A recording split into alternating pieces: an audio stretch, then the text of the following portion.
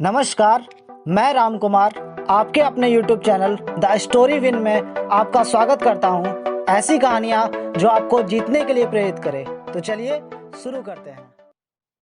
Hero से भरा खेत। हफीज अफ्रीका का एक किसान था। वह अपनी जिंदगी से खुश और संतुष्ट था। हफीज खुश इसलिए था क्योंकि वह संतुष्ट था। वह संतुष्ट इसलिए था क्योंकि वह खुश था। एक दिन एक अक्लमंद आदमी उसके पास आया। उसने हाफिज को हीरो के महत्व और उनसे जुड़ी ताकत के बारे में बताया। उसने हाफिज से कहा, अगर तुम्हारे पास अंगूठे जितना भी बड़ा हीरा हो तो तुम पूरा शहर खरीद सकते हो। अगर तुम्हारे पास मुट्ठी जितना बड़ा हीरा हो तो तुम अपने लिए शायद पूरा देश ही खरीद लो। वह अक्लमंद आदमी इतना कहकर चला गया। उस रात हाफिज सो नहीं सका।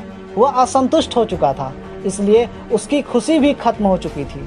दूसरे दिन सुबह होते ही हाफिज ने अपने खेत को बेचने और अपने परिवार की देखभाल का इंतजाम किया और हीरे खोजने के लिए रवाना हो गया।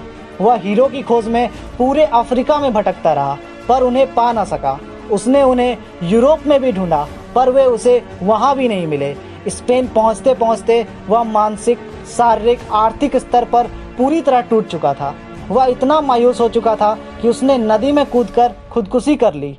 इधर जिस आदमी ने हाफिज के खेत खरीदे थे वह एक दिन उन खेतों से होकर बहने वाले नालों में अपने बैलों को पानी पिला रहा था। तभी सुबह के वक्त उग रहे सूरज की किरणें नाले के दूसरी ओर पड़े एक पत्थर पर पड़ी। वह इंद्रधनुष की तरह जगमगा उठा।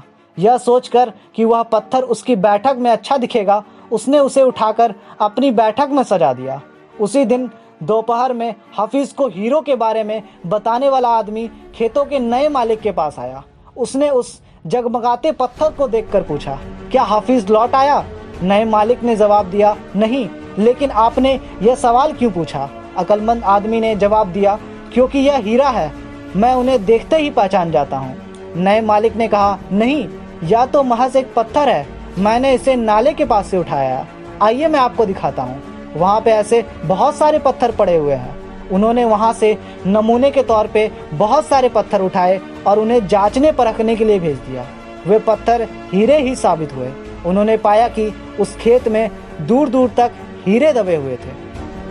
जब हमारा नज़रिया सही होता है तो हमें महसूस होता है कि हम हीरो से भरी हुई ज़मीन पर चल रहे हैं और मौके हमेशा हमारे पांव तले दबे हुए हैं। हमें उनकी तलाश में कहीं जाने की ज़रूरत नहीं है, सिर्फ हमें उनको पहचान लेना है। इस वैश्विक महामारी और लॉकडाउन के समय में भी बहुत से लोग अपने समय का बेहतर इस्तेमाल कर रहे हैं। यह नज़रिया ही है जो उन्हें भीड़ से अलग करता है। आशा करता हूँ आपको कहानी पसंद आई हो।